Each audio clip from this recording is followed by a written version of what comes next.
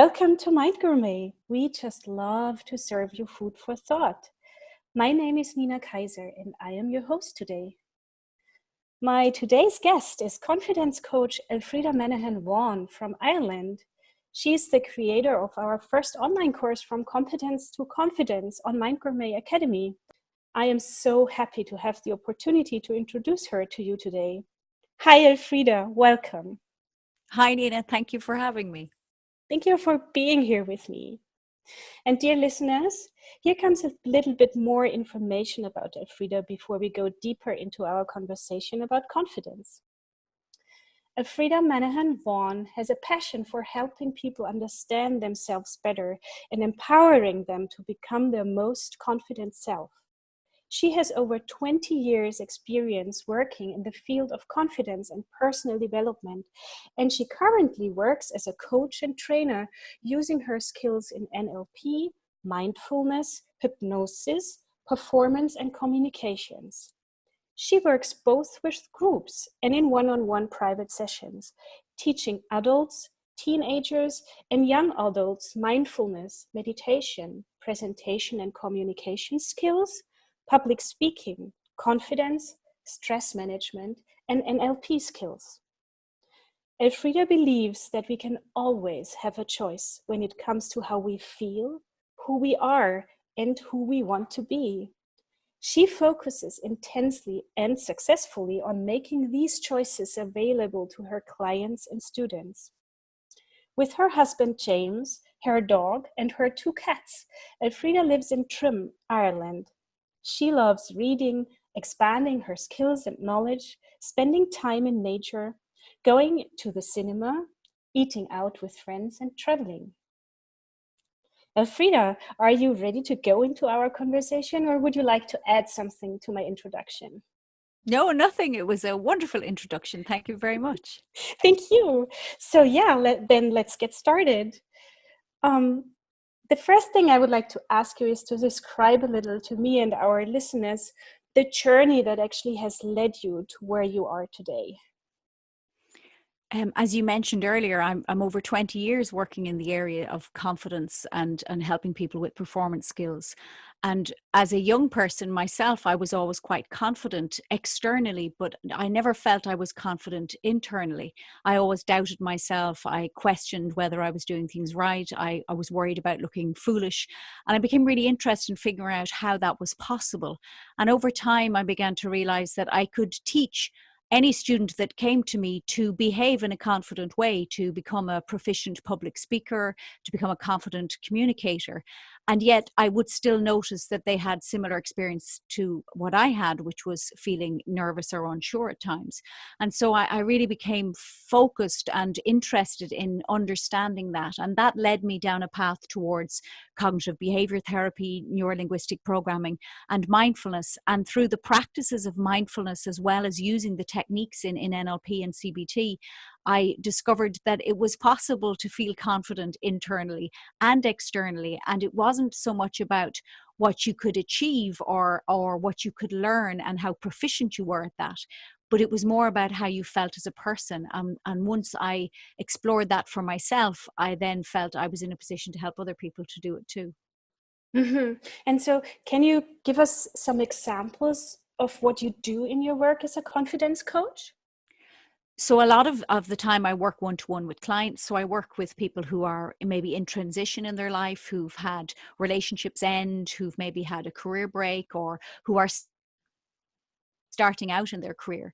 And so I help them to understand what ideas they have about themselves and beliefs about themselves that are maybe holding them back from feeling that they can trust and feel safe in any situation, and feel that they can trust in their own ability.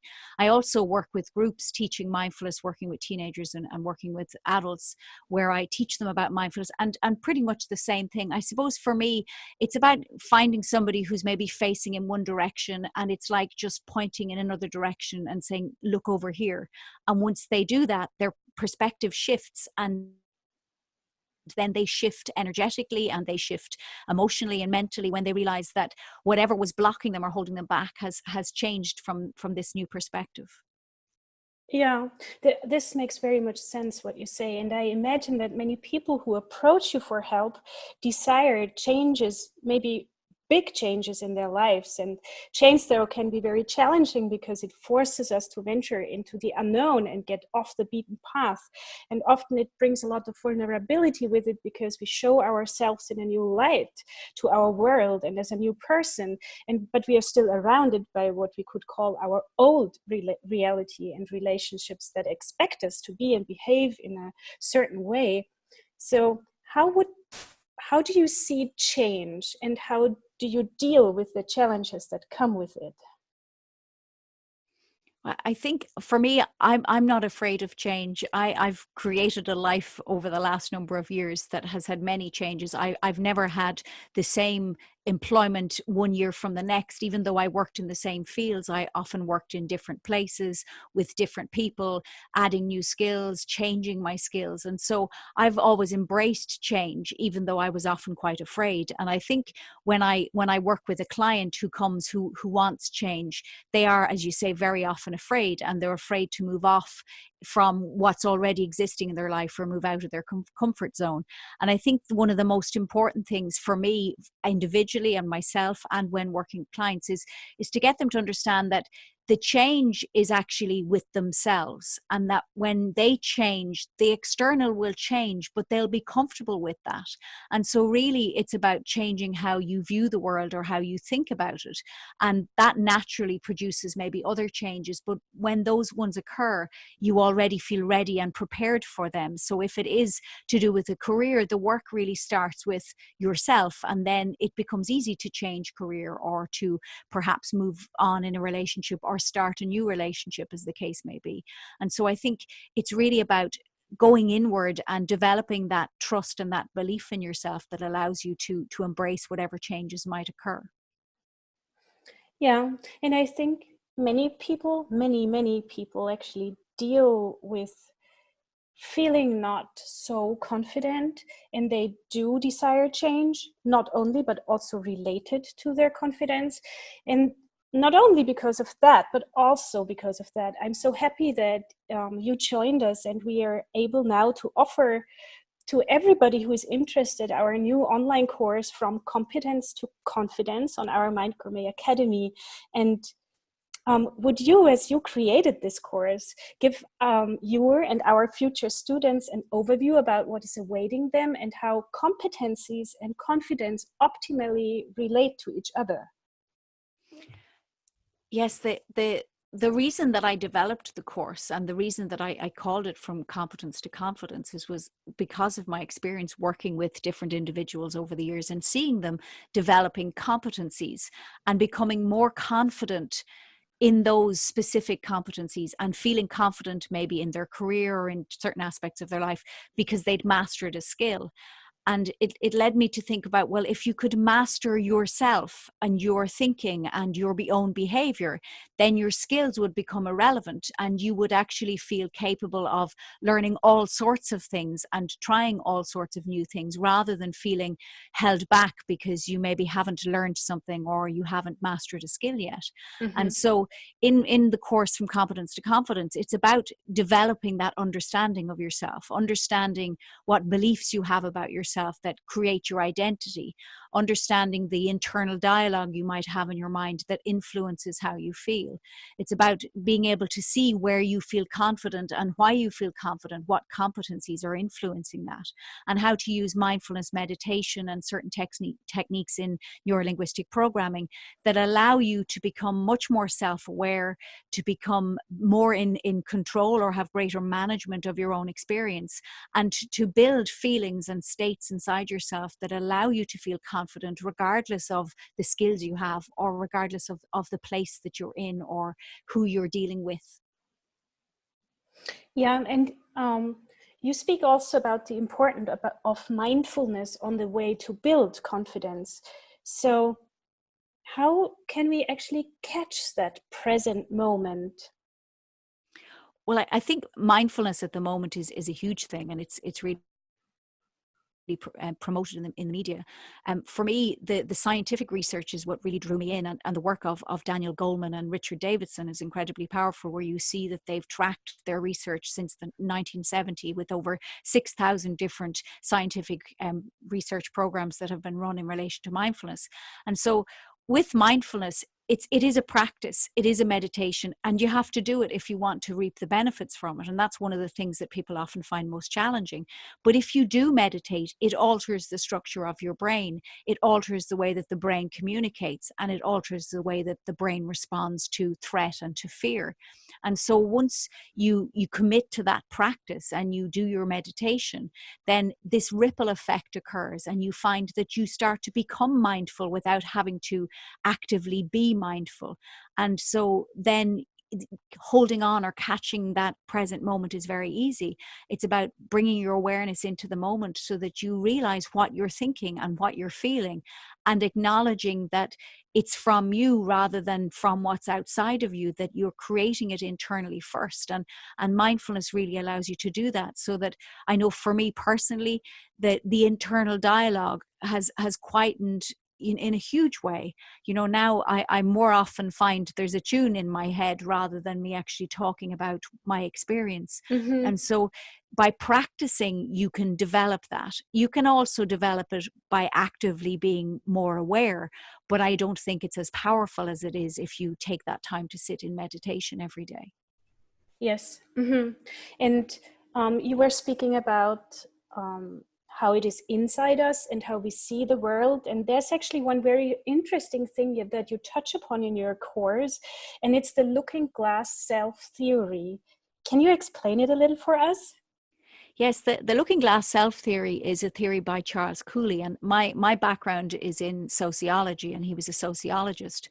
And he had a belief, or he had a theory, that we create the person that we are through our experience of another person. So how we imagine they think we are is often how we behave. It's probably most noticeable when you're around family or people who have known you a long time. And I think often during holiday times, people will find they're around family and they slip into old patterns of behavior and old ways of acting. And that's this looking glass self theory, where if you imagine somebody expects you to be a particular way, then you'll start to be like that. And so from a very early age, we listen to how people define us when they say things like, for me, it was you're very confident, or Elfreda's very confident, when people would speak about me. Or they might say you're very helpful, or you're very kind, or you're funny. And so you start to live up to that expectation, and you construct an identity and a person based on that. And so that can become very, very obvious in specific relationships where you find yourself behaving in the same ways all the time, because underneath it all, you have this idea that I'm supposed to be like this. And I think that can be hugely challenging then when you're in situations where you find you can't be like that. Perhaps you believe you should be helpful, and then there's a certain situation where you can't be helpful, and that can be quite destabilizing for us. And it can also contribute to people having low self-esteem or having low confidence, because they can't live up to the expectations that they have in their mind that they believe come from other people, if that makes sense. Oh, it totally does. And I think only knowing about this looking glass self theory is so extremely helpful. Yes, absolutely. And I think, I often remind myself of it when I'm in situations and I find myself thinking, oh, I have to do this, or I have to do that, or I should do this, or I should do that. And I just check with myself in a moment to say, well, why am I doing that? Is it because I think this is what I want to do?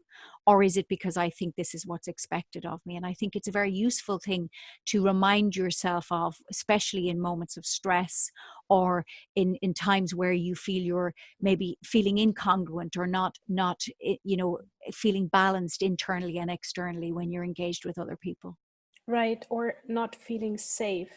And that actually brings me already to my next question, because you speak in our online course about the safe state and why it is so important for our self-confidence. So what is this safe state?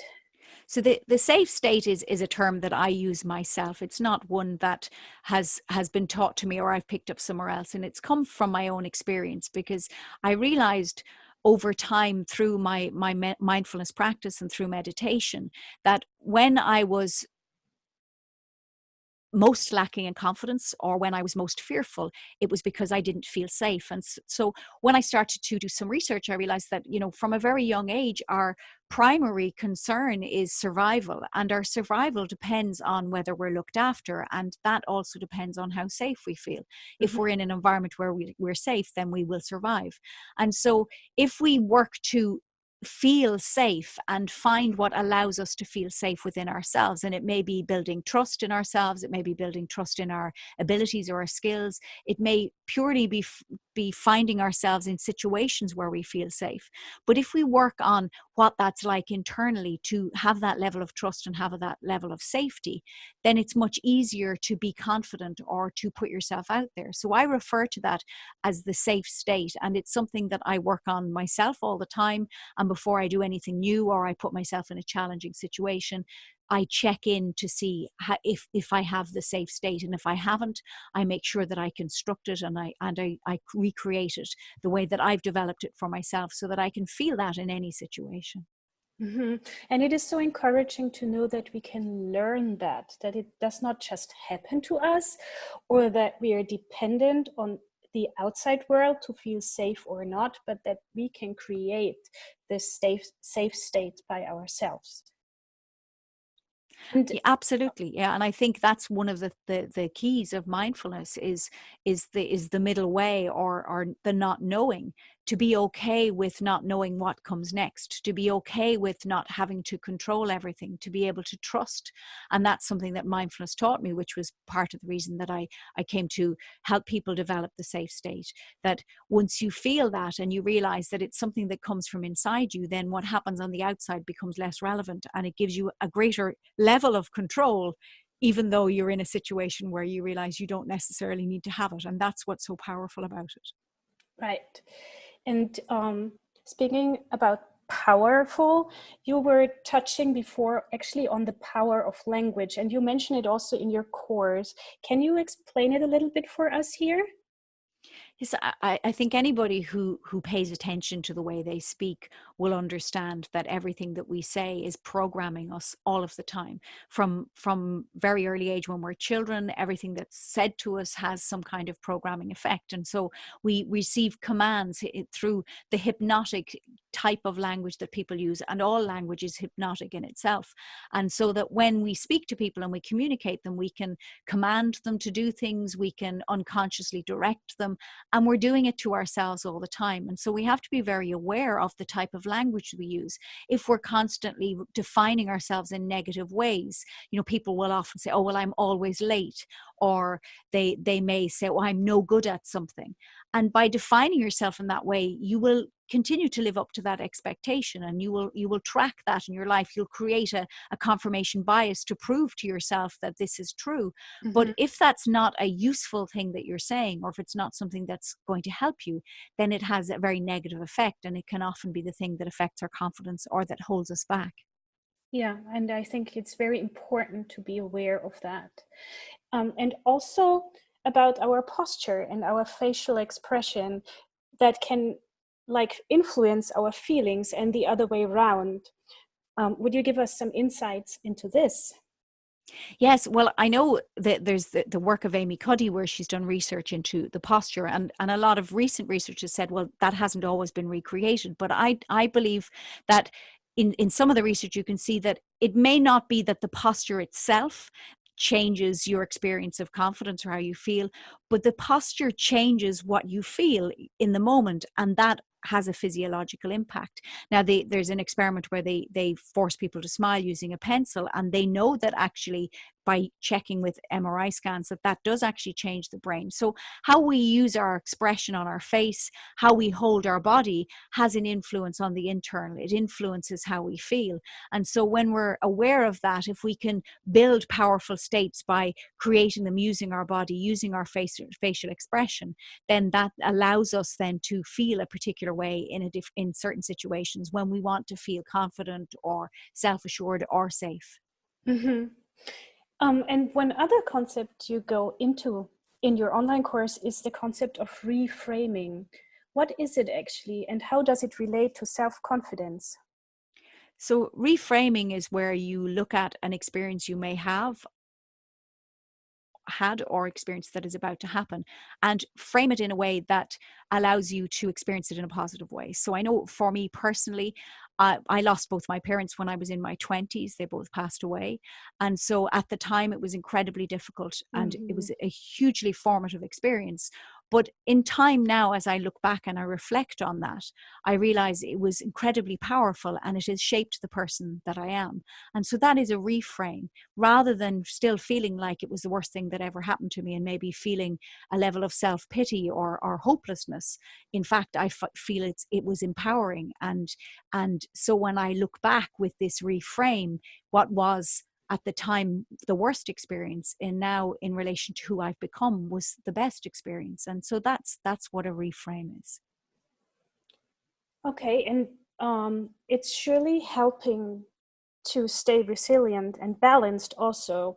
And you shared actually already one thing that worked very well in a very hard situation for you. Do you have maybe another favorite tip for us you would like to share about how to stay resilient and balanced? Well, I suppose for me, the things that help me to be resilient and balanced, the first one is meditating every day and engaging with that practice. The other thing is to use gratitude, to practice gratitude, to be grateful for what I have, to always look for the benefit in every situation, even if I find it very challenging.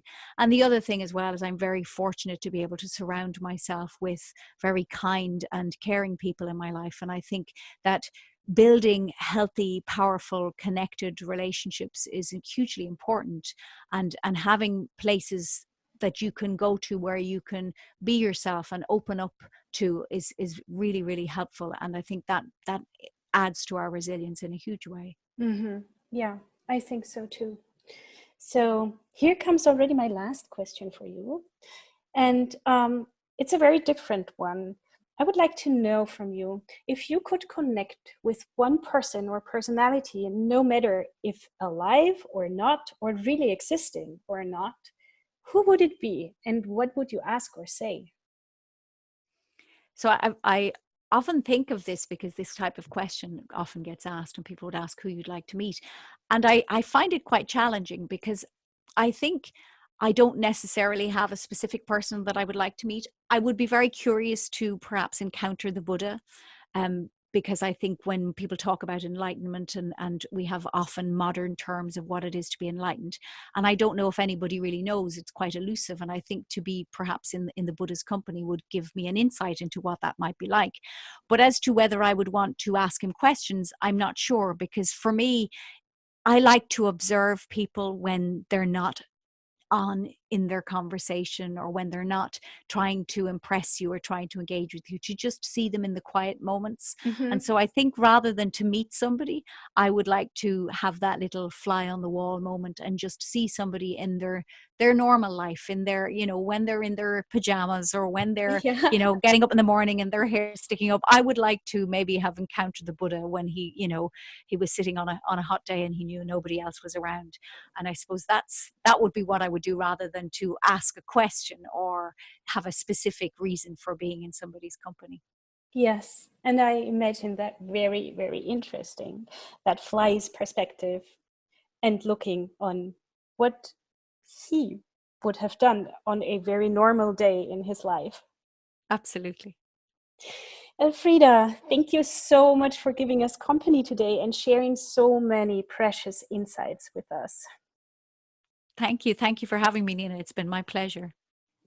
And mine. And dear listeners, you will find all the links to Elfreda's website and social media sites below this interview. And of course, you'll find also the link to MindGourmet Academy there, so that you can enroll in Elfreda's online course From Competence to Confidence. We'd love to see you over at MindGourmet Academy. And before I close, Elfreda, is there anything else you would like to add before we say goodbye? No, thank you, Nina. This has been an absolute pleasure, and I'm very grateful for you having me on MindGourmet Academy with my course From Competence to Confidence. Well, I am so extremely grateful. Thank you so much. And thanks everybody for listening. Bye.